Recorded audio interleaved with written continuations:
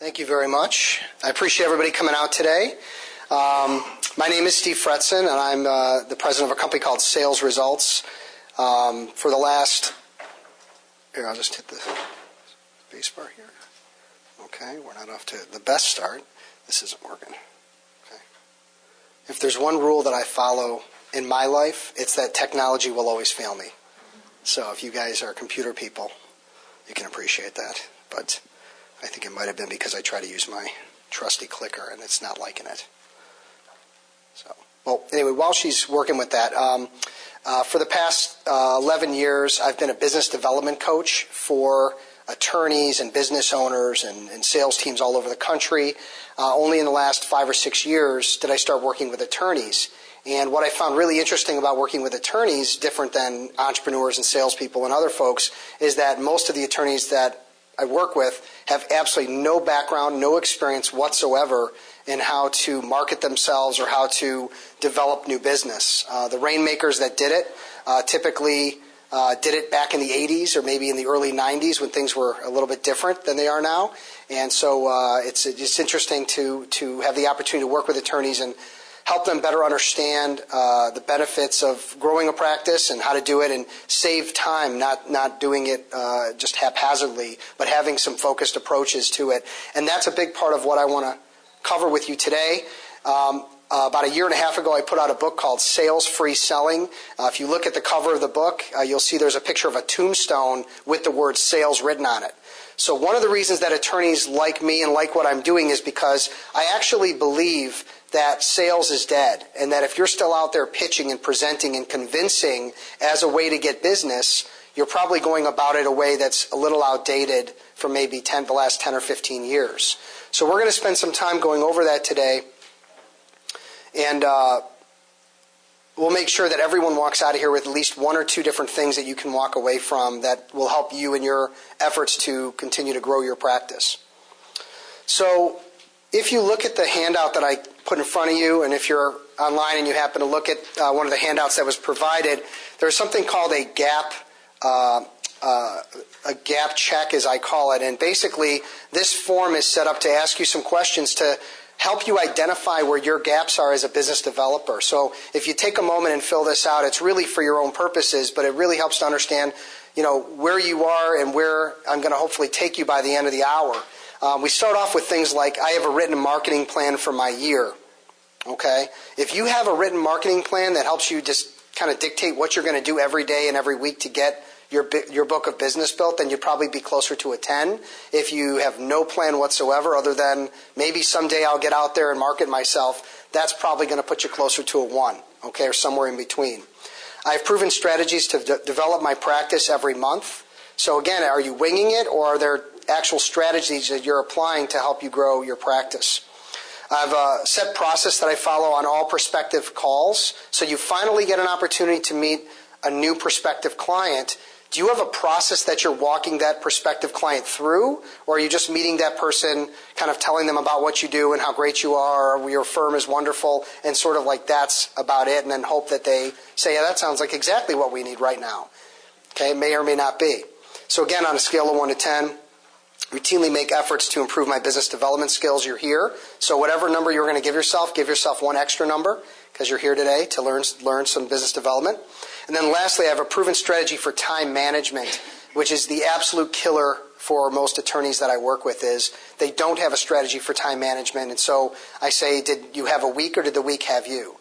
Which is the reality that we just have a week and we didn't get anything done that we had hoped to get done. And that's because there's no strategy involved in time management. It's just sort of, at the time happened, okay? And as you know, as lawyers, with your time comes, dollars. So, every hour that you invest wisely, you get a return for that, and every hour you don't is wasted time and money. The next part, so then it says for you to add up your score and multiply by 2.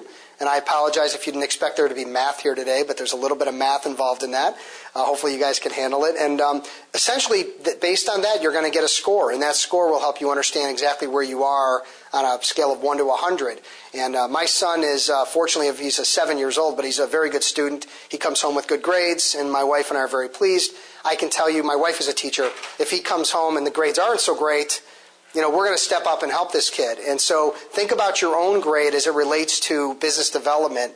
And if it's under, say, 60 or 70%, you may want to consider either reading my book or just continuing to drive your numbers up through some type of program, maybe external to your firm or internal to your firm. Okay?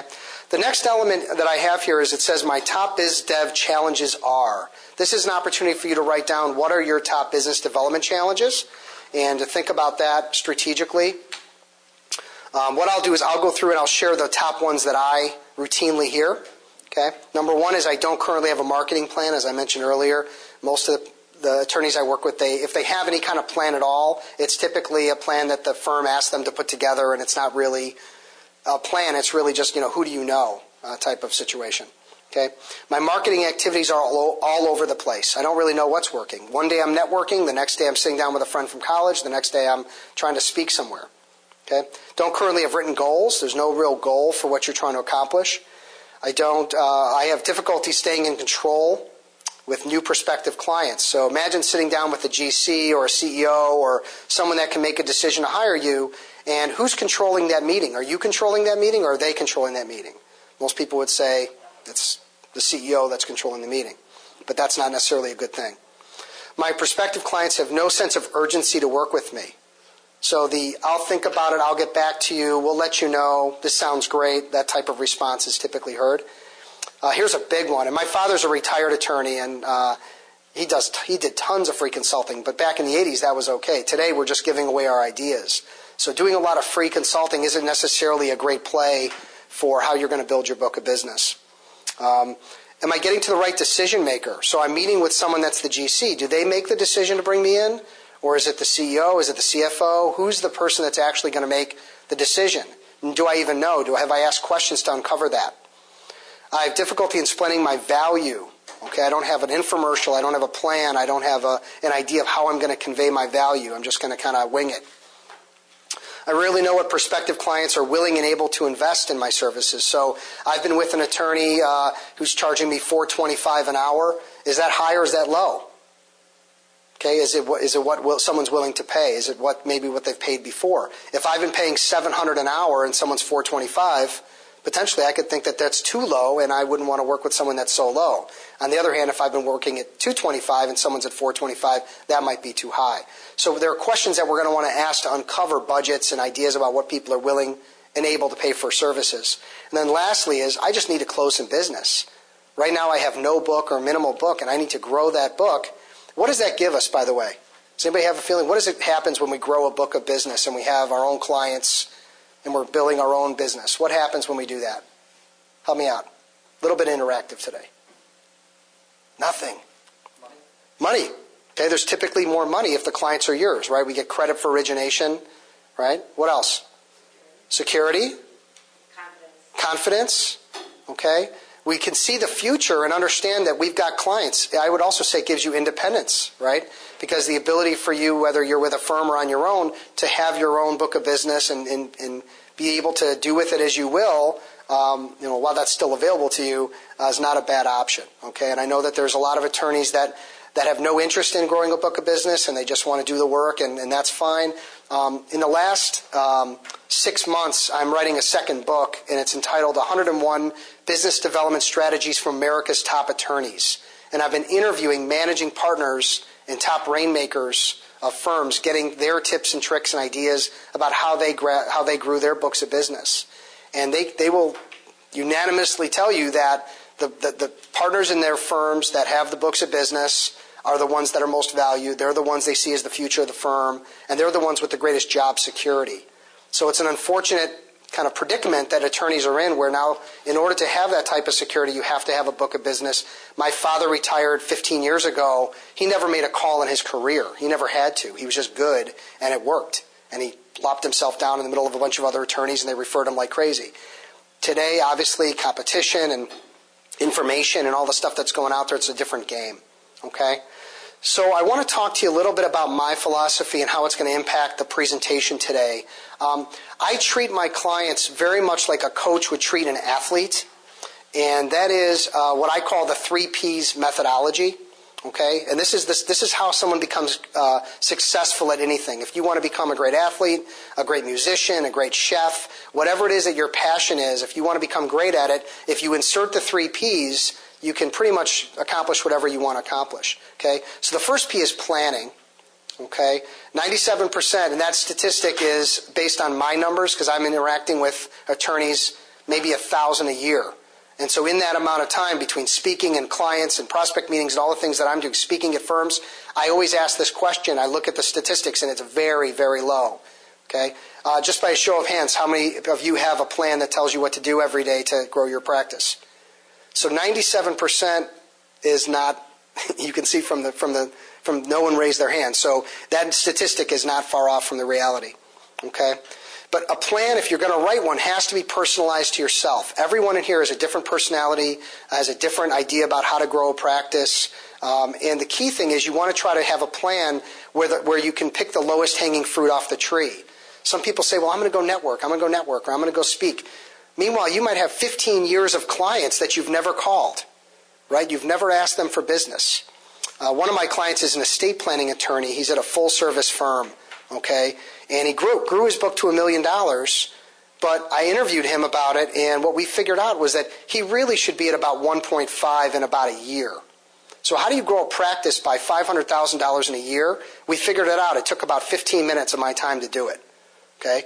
He hasn't done any cross-marketing, meaning he has all these great clients that think he's terrific. He's never mentioned to them about the other things that his firm does. So you've got all these business owners that have all these different needs, and he's never stepped in and just said, hey, can I ask you about some of the other things that you might need help with? Okay, and growing some stronger strategic partnerships. Those 2 things he could grow, and I'm very excited to work with him on that because I think that's our next step. Okay, but it has to be personalized to you. All right, each plan should have an objective, a number of strategies, and a number of tactics that are written out for you to understand what the big picture is and then what the day-to-day picture is. Okay? Now, if you bring me up a card or shoot me an email at the end of this presentation, I will send you an article that I wrote about how to write a plan that even includes a sample plan in it. So if you're interested in putting a plan together, let me know right afterward, and I'll email you an article I wrote that you can get that information. But I think without a plan, think about it. It's like having no GPS and trying to travel across, Africa or Europe. You're not going to really know where you're going half the time. Okay, so having a plan is going to be a very safe way to go. And if you get off the plan, you can look at it and get back on track. Okay, plan must be followed daily and tracked. All right, that's the first P. You've got to have a plan. The second P is all about process. Okay, think about it. If you want to do anything, you have to have a process. If I want to make a batch of chili, okay, winging it probably isn't the way to go. I just throw the meat and the beans and everything in there. That's not really a great way to make chili. So if I follow a recipe where there's a process about what ingredients I need and when they go in, that's going to be a much better play. Okay? So you got to have the right moves and language. It's a time-effective way to get things done. Okay? You know that if you follow if you're going to travel somewhere, right, take the shortest route to get there. I'm not going to travel all over Chicagoland trying to find the loop. Right? I know the direct route from where I'm coming from. Okay, a couple things to think about relating to process improvement. Bless you. Number one is a process for meeting a prospective client. All right, walking a buyer through a buying decision versus again just winging it. Meeting a new strategic partner, someone that can refer you business. A big one is networking. A lot of people get out there and network. Steve over here and I were at an event last Thursday. That was a fantastic event. I don't know about you, Steve, but for me going into it, I had a plan of how I was going to approach it. I had a process. I had a way to execute when I was there, and I followed up the next day perfectly, and I ended up getting 2 or 3 strong leads out of it, a couple of strategic partners, and maybe a couple speaking engagements, all from an hour and a half. Okay? I even, while I was there, made some key introductions with people I had just met. A CFO that who's with a big company that needs to be moved to another position, someone who helps people with that, and I put those 2 together, and they got to see how I interacted with them on that. So it was really exciting. So processes for everything makes everything happen more quickly and efficiently. The last one is the big one for me, and that is performance improvement. So great, I have a process, okay? So now what? How do I get it better and better and better? And that's really something really important. We all know Einstein's quote about doing the same thing over and over, somehow expecting a different result. Okay, that's what we want to try to avoid. Okay, so we have to have some behavior, some experiences so that we can figure out what went right and what went wrong and move in the right direction. Think about this. I was watching the Wimbledon over the summer and the U.S. Open, and all these top tennis pros have coaches. They're sitting right up in the stands watching them play. Why is that? Don't you think that they know what they're doing at this point? They're tennis pros. They're the best 10, 20, 30 players in the world. Why do they have coaches sitting up there? Right? Because everyone needs a second set of eyes helping them. Over the course of the last 10 years, I've probably hired 4 or 5 different coaches to work with me, whether it was on speaking or writing or leadership or other things that I've needed to improve. Okay, and that's how we get better at things. Okay, so let's take a few minutes and let's talk a little bit about why sales is so hard. Raise your hand if you hate the word sales and don't like salespeople. Okay, I'm getting a little bit more participation now. People raising their hands when they hear that. Okay, I've never really been a big fan of salespeople. Okay, even when I was one years ago, and I can tell you when someone comes up to sell me something, I get really nervous. Like I don't want them approaching me. I don't want them trying to con me into something. So there's a very negative connotation about salespeople. Okay, and let's talk a little bit about why that is. So there's a traditional business development model for sales. Okay, it's been around for probably 80 years. And what it goes back to is that, I have a service and I want to sell it to you and I'm going to try to get you to agree to it as quickly as possible, sort of before the ether wears off. Okay? We've all felt that way, pressured by some salesperson. Okay? So the key thing here is we find a prospect, we make a presentation to show them how smart we are and all the things that we know and how great, our firm is, what it might be. We do like a little trial close. So does this make sense? Do you like what you're seeing? Okay, then at that point they're going to have some objections. They're going to say, yeah, it looks great, and let me talk this over with my partner, or those numbers seem a bit high. Okay, there's going to be some objection that they're going to have that's going to kind of get us on our heels a little bit. Then what we have to do is we have to handle that objection. So for example, if someone was to say to you, your rates are a little high, I'm not really prepared to go that high, how do you handle that objection? Do you just lower your rates? Do you have a way of coming back to them with that? Oh, I'm worth it. Okay, you have to understand that objections happen and how we handle them. In the traditional model, if we handle them properly, we get a new client. We close the sale, close the new client, we get the business. Now, there's a problem with this traditional model. Okay, first of all, I don't think any of us like it. Okay, the second thing is there's a big problem, and the problem is everyone in this room right now and everyone watching at home, okay, or in their office. The problem is the buyers. We're the problem. Okay? And the reason that we're the problem is because as the buyers, we have come up with our own unique way of buying, okay, that doesn't really fit very well with this traditional business development model. Okay? So how do we buy things? If I want to buy a new car, what do? I go to the dealership, I walk in, I say, that's the car I want, sir. He says, oh, the sticker price is this. I go, okay, I'll take it at that. And whatever you want to do for me on the financing is fine. Whatever my payments are, I don't care. Just write it up.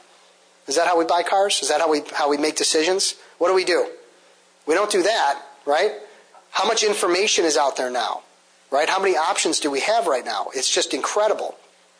So the first thing I do when I walk into a retail store, any type of business, even a service provider, is I lie or stall just to keep them at bay. Like I don't want to be pressured at all. So I back them away. I even make my hands go like this. I kind of put my hands up. Hey, hang on. Okay? The second thing I do is I do my best to gather as much information and price as possible. I'm looking to get all the details together. Okay? So for example, I had an addition on my home a couple years ago. What did I do? I called 10 contractors, qualified them, had 3 or 4 come out.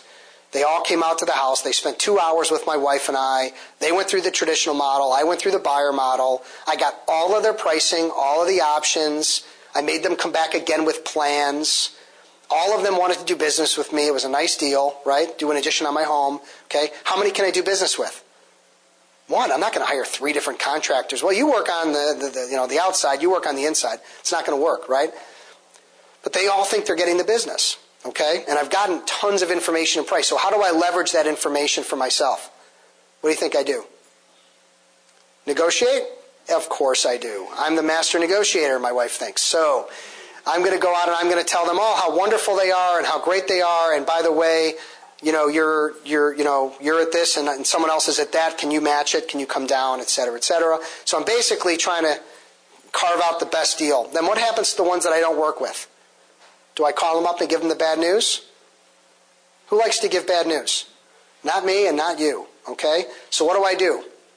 We call this the Houdini, okay, the disappearing act. Basically, there's two things. I don't want to give bad news, and second of all, I don't want to have them come back and aggressively hard sell me to try to get the business after I've made a decision not to do it. And by the way, one of the contractors did finally get a hold of me, and he kept me hostage on the phone for like 25 minutes, just working me over and working me over. I'd already made a decision to go elsewhere. But it really reinforced the fact that now I know why I didn't want to call that guy. He was crazy on the phone with me, okay? And I'd already made it. It was done.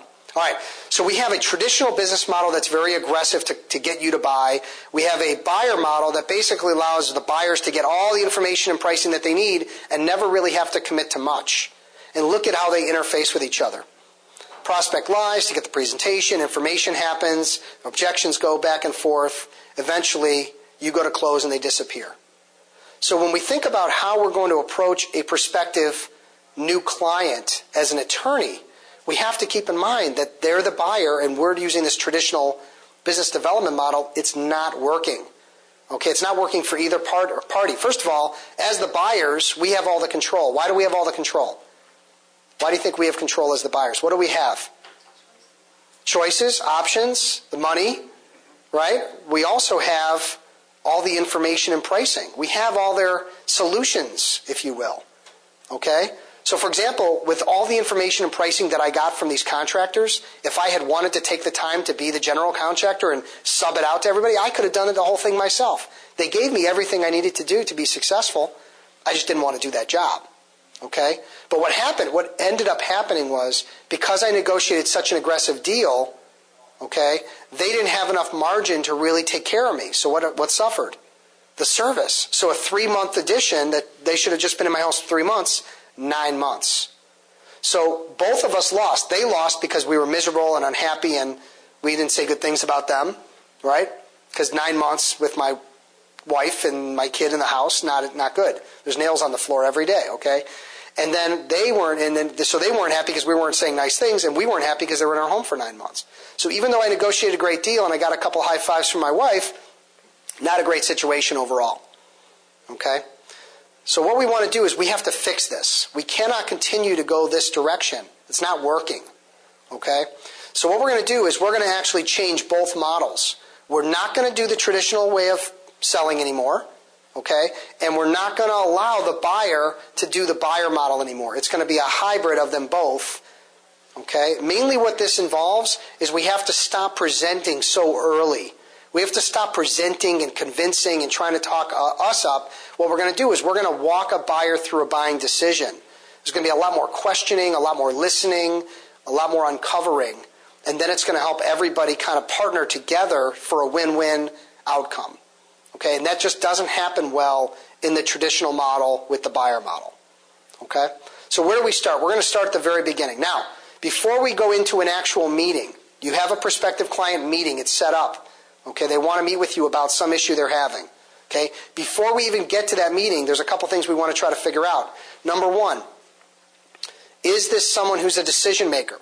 Okay, so for example, if you're dealing with there's a company and it's that you want to deal with the CEO or the president, but you're talking with someone who's a sales manager or someone that's the controller or maybe even just someone that you might not be in a decision-making role, you're going to want to know that, right, going into it. Okay, you don't want to think that you're dealing with the person who's going to cut the check or sign up and it's not that person. Okay, so who's the decision maker? Number two is, do they have an issue that you could possibly solve? Are they just there to kick tires or do they actually have a problem? So you're going to want to ask questions on the phone to uncover, what kinds of problems are you having that you're hoping I can help you with? Or Bob introduced us, he mentioned to me on the phone that you're interested in an estate plan or that you're interested in, you've got some possible litigation. And he said that you had some needs. What exactly is going on? And the person tells you what's going on. Okay? That's going to help you understand that there's a reason for you to be there. Okay? And then I'm going to set a little bit of an agenda, which I'll get to in a minute. So now I'm actually in the meeting. I'm in this CEO's office. Okay, we'll call him Bob because it's easy. Okay? The first thing I'm going to do is I have to develop relationship. I can't just go in and Bob says, all right, Steve, thanks for coming in today. Tell me about you and your firm and what you do and how you're going to solve my problems. Okay? Right away, I'm getting control taken away from me. This person's, putting it all on me and I'm reeling back on my heels. So I need to spend a little bit of time doing relationship, okay? Which means that I need to do my research. So before I meet with Bob, what I'm going to do is I'm going to go to Google, I'm going to go to LinkedIn, I'm going to go to their website, and I'm going to figure out a couple of things that we can talk about that are relevant to the business, the conversation, his life. So for example, I happen to see that Bob's company was rated as the best place to work 2013 in manufacturing. Okay? So I can start off the meeting by saying, Bob, listen, I appreciate your wanting to ask me a lot about me, and certainly I love talking about myself, so that's going to work out well. But I happen to notice that your company was just rated by Inc. magazine as one of the best places to work in 2013. Tell me about that. What are some of the things that you're doing to get that kind of promotion? And he talks about it, and he's passionate about it, and he's excited about it. What happens when someone's talking and I'm listening and they're passionate and excited about what they're talking about? Relationships are being built. He likes me. Okay? You ever go out for dinner with someone and all they do is talk about themselves? And you just sit there back and listen? They love you. They think you're the best person in the world. They want to go out again. And what are you thinking? I don't want to go out with them again. This was horrible. Okay? God, all they did was talk about themselves. They showed me their pictures from Disney with their kids. I want to put my head in an oven. Okay. So what we're doing here is we're trying to build trust early. Okay? And getting people talking about themselves is the best way to go. Now, I'm a big, recently in the last 2 years, I play a thing called paddle tennis. It's not tennis, it's a different type of sport. It's like a combination of racquetball, and it's like the fastest growing sport in the North Shore of Chicago, and I play on the team, and I'm playing 3 days a week, and all this kind of stuff. When I find that someone has also a paddle player, a tennis player, golfer, whatever, we can get into some great conversations about it, and find that natural affinity. When you find a natural affinity with somebody, there's a connection there that's going to carry you through the rest of your meeting. So that's your goal when you walk in and meet somebody. It's not to go in and just talk about yourself. It's being prepared, asking questions, listening, and trying to find some common ground. That's how you're going to start building trust. The reason I have a picture of a building up here is because I consider the relationship step the foundation of the building. And if you ever tried starting to build a tower at the 50th floor, it doesn't work so well. Okay? But that's what happens when you walk in and somebody wants to get down to business right away. You're not having a chance to build the foundation. Okay? How much time do you have to make a good first impression? What do you think? How much time? 20 seconds. 20 seconds? Yeah, between 20 seconds and a minute. That's going to carry you through. If you don't have that, then, again, if they don't like you right off the bat. So think about how you're dressed. Think about, your clammy hands, your hair that's all messed up. Think about those things as well as how you're preparing for that meeting. All right. Once we've established some relationship, we're ready to take control of the meeting. And that's what agenda setting does. And when I say let's talk turkey, I want you to think about this. We've got this beautiful holiday coming up called Thanksgiving. Who likes Thanksgiving? Everybody likes Thanksgiving, right? It's delicious, all right? So I'm at my mother-in-law's house a couple years ago, and it's just, we're sitting around the table, and there's nothing on the table. It's just a bare wood table. We're all sitting around it waiting for dinner. She comes out with the turkey, and she just dumps it on the table. Just slops it on the table. Then she comes out with the stuffing, throws that on the table, cranberries. It's just a big pile of food, and she steps back and says, enjoy. This is your dinner. There's a little bit of attitude there, okay? Now, if you can imagine that, it was quite a shock. Now, it didn't really happen. I'm teasing. But imagine that. Imagine how crazy we have to have her put away for life, okay? But that's not how we think of Thanksgiving. How do we think about Thanksgiving? We've got the linen tablecloth and the china and everything's perfect, okay? Yet when you walk into a meeting, whether it's a networking meeting or whether it's an opportunity to work with a new prospective client, how are you going into that meeting? Is it just open for anything to happen, or are you going in with a very structured process about how you want that meeting to go and how you can get the best possible outcome for your time? So that's the difference between setting the table for a meeting and not setting a table for a meeting. And I apologize for putting you on with the whole turkey thing, but it hits home pretty hard, I think, when we think about that pile of food. Now, by the way, just as a side note, that would not affect my brother at all if he saw that. He would just be like, no problem. That would be fine. All right. What we're trying to do here with this agenda is we're trying to get a control and accountability. Control of the meeting and accountability, but meaning we're trying to hold the person that we're meeting with accountable for what they agreed to.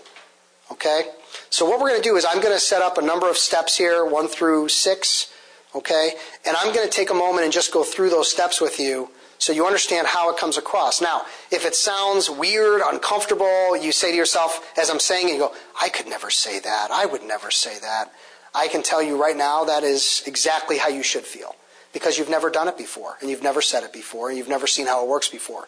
So if it's done in a soft and nurturing way, and it's done at the right time after you've built some relationship, it is incredibly powerful. Okay? So imagine that I'm finishing up a relationship conversation. I say, that's very interesting, Bob. Listen, I know how valuable your time is. I want to make sure that we get the most out of our time while we're together. I was hoping, if it was okay with you, just to set a brief agenda for our meeting today. Bob says, sure. I say, great. I know that we have about, 45 minutes left of our hour. Are you still okay for that? He says, sure. I turn off my phone. He turns off his phone. I say, listen, from my perspective, the purpose of us getting together today was really to understand if there's a fit for us to possibly work together. And what I was hoping to do was ask you a number of questions to better understand what kind of needs you have and kind of things you're looking to accomplish with your business. And I just want to make sure that that's okay. And Bob says, that would be great. I say, I also tend to ask some tougher questions, Bob. Is that all right? He says, sure. Bob, I'm curious, of course, any specific expectations about what you want to accomplish today? And Bob says, no, just, again, like you said, to see if there's a fit. Terrific. So listen, Bob, at the end of the meeting, typically one of a couple things will happen. On one hand, we may agree that it's a great fit. There's a great synergy. We want to work together and help you with your legal needs and all of that. Okay? If that's the case, tell me yes, and we'll move forward and we'll proceed to the next step. Okay? If for whatever reason you don't feel that there's a fit, or I don't feel that there's a fit or a synergy, I think we could be very straightforward with each other and just let each other know it's not a fit, it's a no. And I just want to let you know I'm okay with that. We're not a fit for everybody. Is that okay? Bob says yes. So what happened in about 2 minutes? It's unbelievably powerful. Okay, first of all, did anybody catch how many times I was having a whole conversation with myself, by the way, but how many times I agreed with myself in that agenda? It was about 5 or 6 times where I was asking for permission or getting agreement, and Bob kept coming back. That is exactly how it will go down, by the way. Okay? The other part of it is, think about what I'm accomplishing. I'm getting a commitment on the time. I'm getting a commitment for him to answer questions. What kind of questions? I threw that in there. Tough questions. Okay? And you'll find out in a minute why I ask tough questions. Okay? And the most important part is, at the end of the meeting, it isn't going to be a think about it, I'll get back to you, I'll let you know. Because we both agreed that there would be a next step that would be a yes, move it forward, or a no, it's not a fit.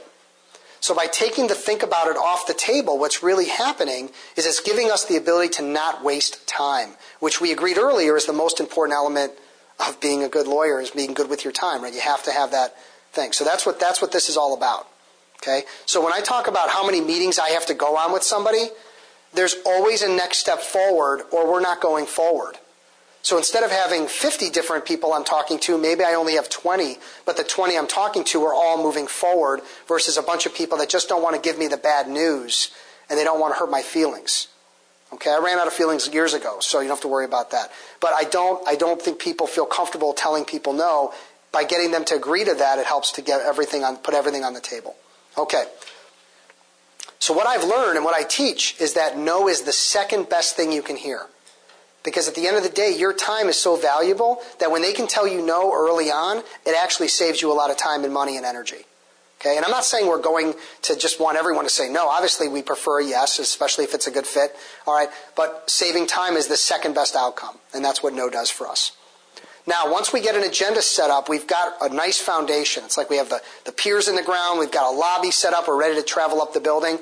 And now we're going to go to discovery. And the key thing to think about here is an iceberg.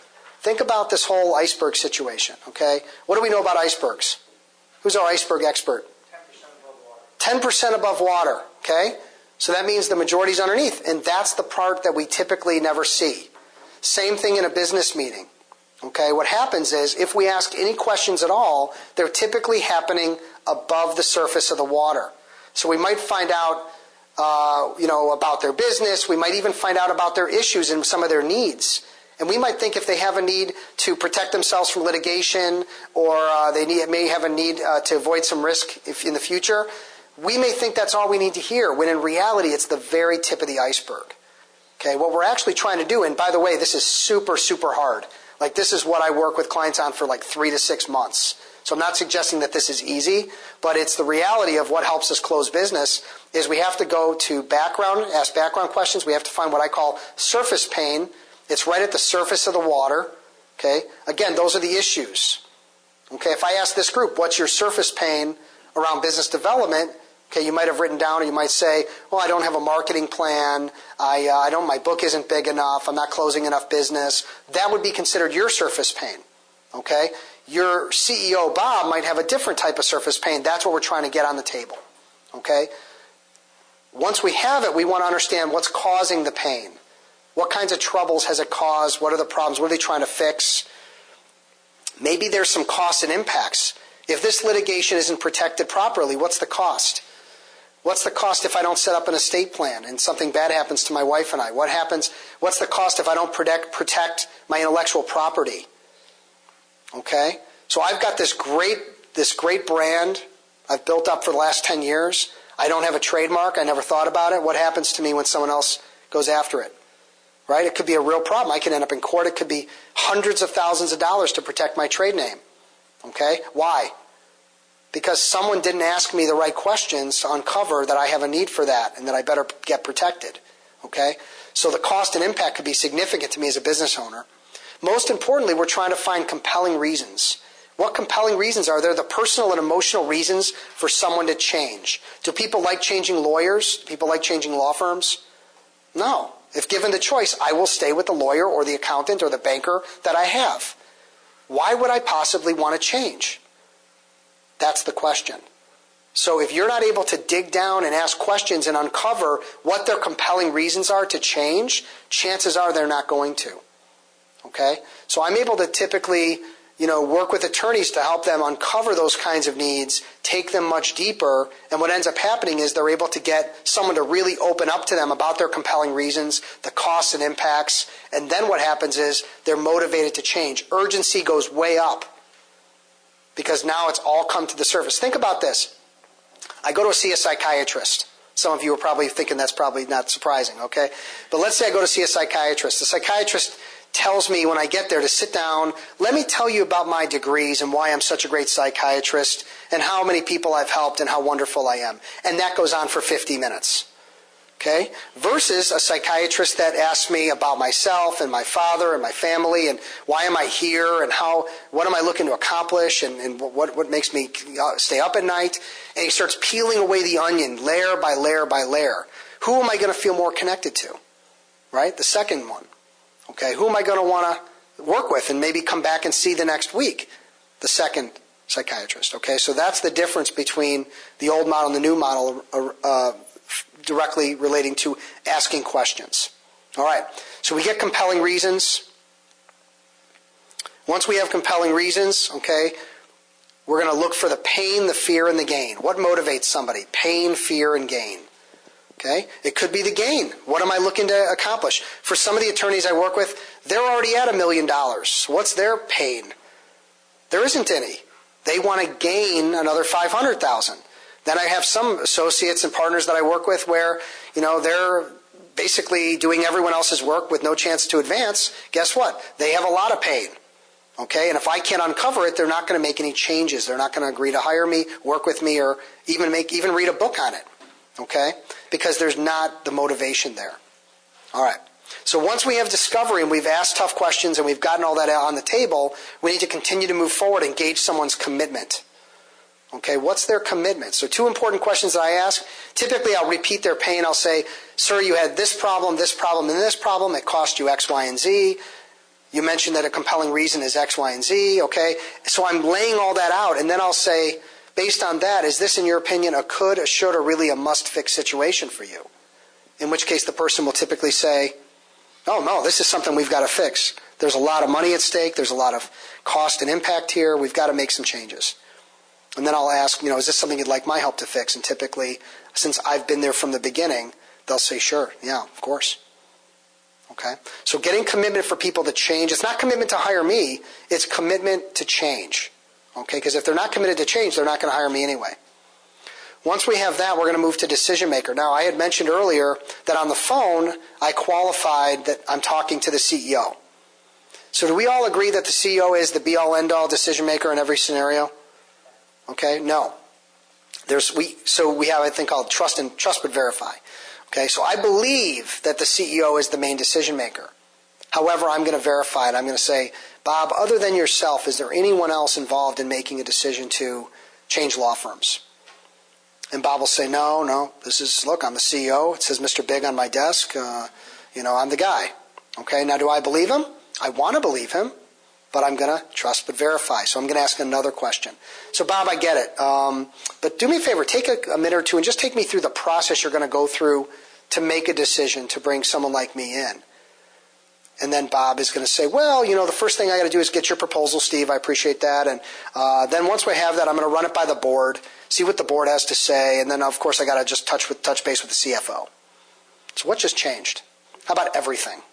Okay? The CEO is one of the decision makers. He is not the decision maker.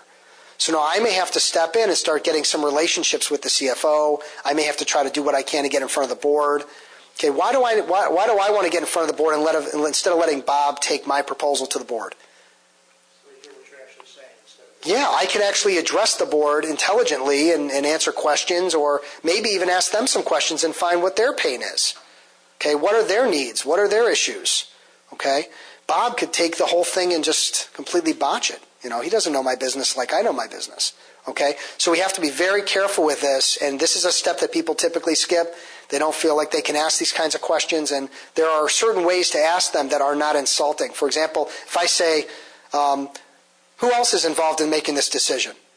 That's different than, so Bob, let me ask you, other than yourself, who else would be involved in making an impacting decision like this? There's a big difference in that. It's not sometimes about what we say, it's about how we say it. But I'm saying other than yourself, so what that's doing is that's saying you're obviously in charge. Is there anyone else? All right, and then what's the time frame? Okay, so again, is this 15 months out? Is this 2 months out? All right, so we have qualified the decision maker. We have to move on to financial. Meet the two brothers, willing and able. Okay, obviously people have to be able to afford your services, and they have to be willing to pay for your services. So all we're trying to do is we're trying to get a handle on that. Okay, now the good news is for many attorneys, I have found if you can just find out what firm they're currently with or who they've worked with in the past, you typically know what that firm charges or what that individual might charge. Okay, so you'll know whether or not you're way too high or way too low. But you have to be very careful about this. One of my clients a number of years ago, he's a defense attorney and handles DUI. And he had a pretty bad guy in his office, and the guy was going to do 12 to 15 years if he wasn't properly represented. And he was he took the guy through this whole process the way that we had talked about, and he thought about this financial step. And in his mind, he was just going to tell the guy, to represent you pre-trial, it's going to be about 10 grand. But he didn't say that. What he did was, he thought about this and he said, have you met with other attorneys about this? And if so, what did they tell you that this was going to run you pre-trial? He said, one told me $25,000, another told me $35,000. So a couple things. Number one is, if he had said 10, he probably would have lost that opportunity right off the bat, because this guy probably wants to hire a competent attorney who's going to charge a normal fee. And B, he would have left about $20,000 on the table. So just asking that one question, he was able to get the guy at $30,000. The guy signed on the spot, and it was his client. And he was very happy. Took me out for a nice lunch. Okay, so think about it. We need to know what someone's budget is. We need to get some information. Understand if you come in too high or too low, it could be negative, all right? So keep in mind, too, that if in discovery, which I mentioned earlier, if you can uncover all kinds of costs and impacts, people will be okay spending more, investing more with you, because they realize that you can solve a problem that their other attorney, who might have been less, couldn't solve. So I have an IP attorney who's a total mess, and he's charging $225 an hour. I might be willing to move up to $375 an hour, $400 an hour to protect my assets, because this guy screwed me up so badly. Now I'm dealing with litigation, all kinds of things, right? So sometimes you get what you pay for, and I think that's how you want to handle that. Last resort, give them a range. We've worked somewhere between $325 and $500, depending on the case and the situation, how many people we put on it, and that way you're not losing them over a specific number. It's a range. All right, now what we do is we have prepared ourselves for presentation. Okay? So what does that mean? We're going to actually make a presentation. However, what have we done so far before we actually get to presentation? Think about this. We found compelling reasons for this person to change. They told us they're committed to changing. We're talking with the right decision maker, and that we know they're financially set to go to work with our firm. Okay? So I've qualified this individual on 4 different levels. Would you rather present to someone that's been qualified on those 4 levels, or someone who has no compelling reason to change, is not committed to changing anything, isn't the right decision maker, and has no money? Okay? Obviously, I'm going to push you in one direction, which is qualify.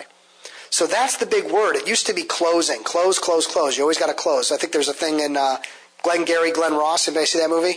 All right. Remember Coffees for Closers? It's a whole big scene with Alec Baldwin. It's awesome. If you Google it or YouTube it after today, it's like one of the best scenes in any movie ever. Okay. It's a sales movie, whatever. Okay. But my feeling is that really it's all about qualifying. Okay. It's about qualifying who deserves to get a presentation. Who deserves to get your proposal, to get your pricing. Okay. Someone who's qualified. That's who. As opposed to someone who meets none of those qualifications. Okay? When we decide that it's time to present to somebody and they're qualified, again, we want to present to their pain, present to the issues and the depth that they go. Only cover the areas that were brought up. Don't talk, if the issue is in intellectual property, don't talk about estate planning. Don't talk about litigation. Don't talk about some of the other corporate tax. I mean, don't bring up what your firm does. Focus on solving the problem. There'll be time for that later. Okay? Don't oversell. Okay. What does your prospective client need to see, hear, or experience to move forward with you? Okay. Ask that question. Okay. It sounds like we're moving in the right direction. What do you need to see, hear, and experience from me? You'd be surprised how little they really want to experience, see, or hear. Okay. And establish a very specific next step. Okay. I've got a couple of things I want to share with you kind of in wrapping up. Number 1, time management is key. So don't present to someone who isn't qualified. Okay, you're just wasting your time at that point. RFPs are the worst. Don't do RFPs. Okay, unless you really understand how much time it's going to take and what the return is. Okay, presenting too early is the number 1 reason we lose business. As soon as those, as soon as the people that were doing my home, the renovators, okay, gave me their numbers and gave me their diagrams and gave me everything, I had all the power and all the control. Okay? What they didn't do is they didn't ask me what was important to me and what I'm looking for and how, what my potential issues are. Okay? Here's one, and you can steal this. This is one to take to the bank. Okay? Prescription before diagnosis is malpractice. Why are you asking all these questions? The same reason you'd want a doctor to ask you these questions. If you're an attorney and you're not asking questions, you're missing the boat. Okay? That's sort of what you're trained to do. So, again, if I go into the doctor's office and I say, "Doctor, my arm really hurts," and he says, "Well, Steve, I think what we need to do is cut that off. We'll just chop it right off. You won't have a problem after that." Yeah, I won't have an arm. Okay? What would you rather have happen? What would I rather have happen? Right? How about asking me some questions? How about testing my range of motion? How about an MRI? Okay? That's the diagnosis I'm looking for, not a prescription before diagnosis. Okay? Because that's malpractice. Same thing when we don't ask enough questions. Okay? Never move forward until you've hit this. It's like a staircase going up. Never move forward with a step until you've completed the one before it. Okay? So stop presenting so early. Wait until the end. There'll be time. They're not going anywhere. People love to talk about themselves and their problems and their business. Get them talking. They'll trust you and like you, and the whole thing will be a different experience than maybe what you've seen in the past. Prescription before diagnosis malpractice, and time is literally money. So following a proven process is a way to make more money. And again, my friends and family and anyone that knows me 10 years ago will tell you no one was less organized than I was. I'm a feather on the wind, every direction, messy, the whole thing. Until I hired a coach and started working with people to help me improve my processes, I did well, but I never really did what I wanted to do or unleashed my full potential. So you have an opportunity here, and remember the 3 Ps: plan, process, performance, improvement. Okay? And before I finish up, I just want to mention a couple things. Number 1 is, if you go to Amazon, if you're interested in picking up a copy of my book, it's called Sales Free Selling. It's on Amazon, Kindle, and regular version. Okay? Grab a copy of it. It'll take you through all of these steps in much more detail. So even if you never continue talking with me, you'll have some reference point about how to write a plan and how to work through a process. Okay? The second thing I'll mention is I have a program starting for associates on November 20th. Okay? It's a full year program. There's nothing else like it in Chicago, and it's all on my website under services. Go to associates and you'll see the program, and you can sign up right there, or you can just read it. Call me if you have any questions. Okay? It's the Associates Roundtable. And lastly, there's a survey. This is mainly for the people here today, but certainly online, if you want to print out and fill out a survey and send it to me, or scan it and send it to me via email, I would really appreciate your feedback on my program today. So there's a survey. Please fill it out and leave it here for me. If you're interested in meeting with me to talk about your practice or about coming in to talk at your firm, let me know that. If you're not interested at all and you're going to take what you learned today and go off and do something with it, good. That's fine. But bring me a card, too, if you're interested in getting that article on business planning, and I'll also submit you for my newsletter. So that's pretty much all I have. I want to thank you all for coming today and for staying online with me, and hopefully you guys got a couple of good takeaways from today. Thank you.